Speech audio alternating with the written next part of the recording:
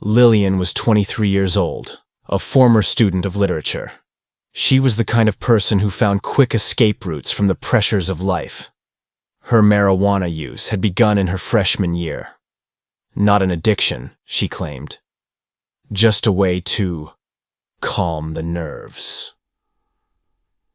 On that cold November evening, the wind howled through the cracks in her old window, and the dim light from the corner lamp barely revealed the pale features of her face.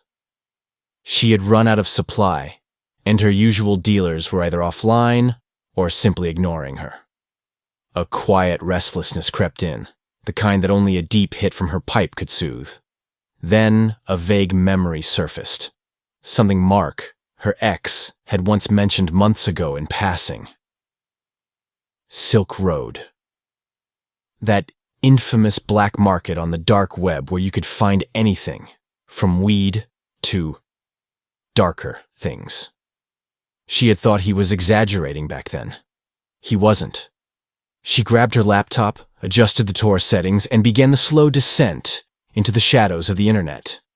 Every click felt like stepping further into a tunnel with no end. After nearly 2 hours of decrypting glitchy links and deciphering strange symbols, she finally reached the homepage. Silk Road. Only for the brave, it read. Oddly slick. Surprisingly normal, like a cursed version of Amazon. She selected her product. 50 grams of high-potency skunk. Price? $150 in Bitcoin. Delivery address, her tiny apartment in the west suburbs. While waiting for order confirmation, her eyes drifted toward a small hidden section at the corner of the page, titled Special Services. The design was odd, almost invisible, as if the website itself warned, "Don't click unless you mean it." She clicked. There, behind the shadows of that section, she found something surreal. We provide solutions for unsolvable problems. Get rid of your enemies without a trace. Accidents can happen. Untraceable suicides. The listings read like plot summaries of horror films. Something about it was absurd. So absurd that she laughed. And then she decided to play along. Just for fun, she told herself. She filled out the form with her full name, home address, and selected the method of execution. Surprise me. Execution date. 48 hours from now. She left the payment field blank. She closed the laptop, chuckling to herself, convinced it was all a game. But games don't exist on the dark web. The next morning, while sipping her coffee, she noticed a black car parked across the street. No license plate. It didn't move all day. At night, the power in her apartment suddenly cut off. Her phone buzzed. A text message. "We know you weren't serious." A chill ran down her spine. How did they know? Could the request have actually been sent? She tried to shake it off. Coincidence, maybe. But coincidences don't knock. Around 3 a.m. the following night, soft knocking came at her door. When she opened it, no one was there. Just a black envelope on the floor. With trembling hands, she said, "Chin mir, pekre kids chin cheers." Inside was a photo of her, sleeping in front of her laptop, taken that same night. Accompanying it was a small card. This is not a game. And a USB stick. She inserted it into her computer. A video played, a screen recording of her session on the Silk Road. The footage was clean, edited, with a low, whispering voice, narrating, "We don't play. We execute." She froze. Every breath felt borrowed. Panicking, she called Mark. Despite their breakup, he answered and came over immediately. As a cybersecurity geek, he knew what to look for. After hours of scanning, he confirmed. Her device had been breached the moment she entered the site. Her webcam activated without her knowing. Every move, every click was being watched. Worse, There was a hidden message deep in the system files. Order canceled. This time only. She broke down in tears, shaken beyond comprehension. What started as a joke had turned into a waking nightmare. The next morning, she burned the laptop and checked herself into a private rehab facility. It was time to end her dependence. But recovery was slow. And the feeling of being watched never truly left her. Anytime a black car slowed beneath her window, her throat tightened. She felt a presence, like someone was always behind her, observing. And though months passed, the whispers never left her ears. Orders don't cancel. They delay. In the summer of 2009, we were a group of 4 friends. Myself, Michelle, Chris, and Sam. We had just finished the school year, and with nothing better to do, we spent our days browsing YouTube and internet forums. We were obsessed with internet legends, especially those creepy stories whispered about the deep web. All we knew back then came from classmates or posts we'd read late at night while hiding our screens from our parents. Deep down, we didn't truly believe any of it. We wanted to see for ourselves. We wanted the truth. One day, we made the decision to dive in. We bought a second-hand laptop from a local thrift store for $150. It was old, ran Windows XP, and looked like it belonged in a museum, which only added to the thrill. After days of digging through shady forums and hidden YouTube tutorials, we finally figured out how to access the deep web using the Tor browser. Launching it for the first time was electric. The black screen, the strange websites, the cryptic .onion links, it all felt like a forbidden maze we had no map for. The first site we entered was something called Shadow Bazaar. We were expecting fake IDs or weird chat rooms. But what we saw was beyond anything we imagined. The site was a marketplace, but not for normal goods. They sold bottled urine labeled by donor type, forged passports for multiple countries, and hacking services that ranged from unlocking Facebook accounts to full identity theft. One section was labeled Special Services. Out of curiosity, we clicked. And there it was. A list of contract killers with prices starting at $10,000. Sam laughed nervously and said, "This has to be fake, right?" I wasn't so sure. We had gone deeper than we meant to. But curiosity, as always, was stronger than fear. On the 3rd day of our exploration, something strange happened. In the top corner of the screen, I noticed a small blue bubble, about the size of a pea. At first, I thought it was an ad or a glitch. But when we closed the browser, it stayed. Restarted the laptop. It came back. We ran system cleaners. No effect. The bubble just lingered, like an eye that refused to blink. Chris tried to be rational, saying, probably just a dead pixel or a visual bug. But we all noticed the same thing. The bubble moved. Sometimes. It followed the cursor, like it was watching us. We tried to ignore it, pretending it was nothing. But the unease crept in. It was there no matter what site we visited, like a silent witness, taking notes. 2 weeks later, it happened. We were on a site for password cracking tools when a black window suddenly popped up. No close button. Just plain white text. "Hello, friends. I've been watching you since your first visit. You're students at our school name, aren't you?" We froze. Eyes wide, we stared at the screen, our blood turning cold. The message continued. "You picked up a hitchhiker from your last visit. That blue bubble. It's not a bug. It's spyware. and it sees everything. My advice? Shut this laptop down now and never return. I scrolled down with trembling hands. The message wasn't done. Below it, there was a list of our personal information.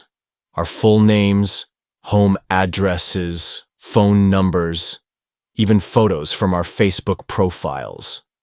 But the worst part, at the very bottom, was a webcam photo taken just minutes earlier. It showed the four of us sitting around the laptop, pale-faced and terrified. Michelle yanked the Ethernet cable out of the wall. A heavy silence filled the room. No one dared to speak. Sam, who was the most tech-savvy among us, took the laptop and started frantically trying things. Factory reset, wiping the hard drive, killing background processes. We even opened the casing and removed the internal battery. Still, the blue bubble remained. We realized there was only one solution left. We had to destroy the laptop. We took out the hard drive and smashed it with a hammer. Then we broke the rest of the laptop into pieces and threw each part into different trash bins around the city. We thought that would be the end of it. But it wasn't.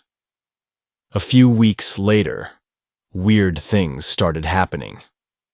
Chris received anonymous threat emails from encrypted addresses. Michelle's Facebook account got hacked and started posting bizarre images. Sam woke up one morning to find his family car's windows open and the security cameras disabled. As for me, I woke to find a handwritten note stuck to my bathroom mirror. "We know where you live. This is your final warning." Since that day, life hasn't been the same. Computers make me nervous. The internet feels darker. We grew up, drifted apart, but that event is still etched in our minds. Even now, more than a decade later, if I ever see a tiny blue icon on my screen, my heart skips a beat. I shut everything down. Because some things, once you've seen them, you can't unsee. And some doors, once opened, can never be closed again. I was 20 years old, drowning in my addiction to video games. I spent endless nights glued to the screen, hopping between servers, losing track of time. I didn't even have my own computer at the time. Mine had crashed after one of those long, sleepless nights. So I secretly borrowed my older brother's laptop. He worked in IT, and his device was packed with strange programs and folders filled with encrypted files I didn't dare open. But I didn't care. I just needed a distraction.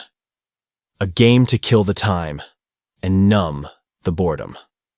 One evening, as I jumped between gaming websites, a small ad appeared in the corner of the screen. Unlike any ad I'd seen before, it had a black background and blood-red writing that said, "Death Games. Do you dare?"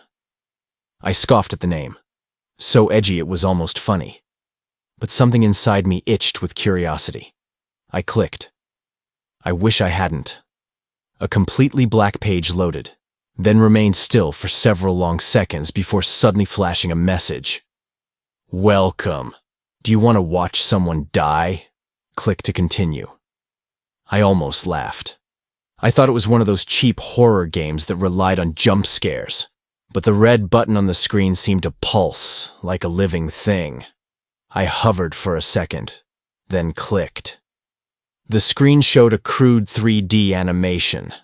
A woman tied to a chair. Two men wearing black masks. One of them turned toward the screen toward me. He was looking at me. No, more than that. He knew I was there. His voice, electronically distorted, sliced through the silence. "Do you want to watch her die?" Two options appeared. Yes and no. I hesitated. But then the masked man growled, "You clicked the link. That means you want this. Don't back out now." My fingers trembled. I clicked yes. The horror began. The second masked man donned a butcher's apron and pulled out a rusted saw from a wooden crate. The woman began to scream, raw, guttural, blood-curdling screams. It wasn't acting. It was real. The sound of bones breaking, the faint moan of her final breath, and, I swear, I could almost smell the blood through the screen. The scene ended with her head being tossed into a corner as the man grinned at the camera. I felt sick, but I couldn't move. I couldn't look away. A new message appeared. Enjoyed the first round? There's more. This time, the animation changed to a murky lakeside. A man in a suit was bound, being dragged by masked divers. The voice returned. Do you want to see him die? By now, I was numb. I clicked yes, again. The suited man was thrown into the water. Seconds later, a massive crocodile emerged from the depths, tearing off his arms and dragging him under. His screams, the splash of water, the predator's roar. It was all too real. I covered my mouth, trying not to vomit. I wanted to close the window, but I didn't. Suddenly, the screen changed. It was no longer animation. This time, it was a live feed, grainy but real. Two men in white masks stood beside the mutilated body of a woman. One held the bloodied remains of a suit jacket, just like the one from the previous game. Then, a chilling voice whispered, "You enjoyed watching them die. Now, would you like to be next?" 3 options appeared. Yes, I want the experience. No, I don't want it. I want to meet you. Of course, I clicked no. But the screen didn't close. Instead, a threat appeared. Why back out now? You made the choice yourself. Come back. Or will come to you. My heart thundered in my chest. I tried to force close the browser. No luck. I restarted the laptop. When I opened the browser history to delete everything, the link wasn't there. It was like the site had never existed. Right then my brother walked in. He saw me shaking on the floor. I told him everything. His face went pale, and he said in a voice I'd never heard from him before, "That's not a game.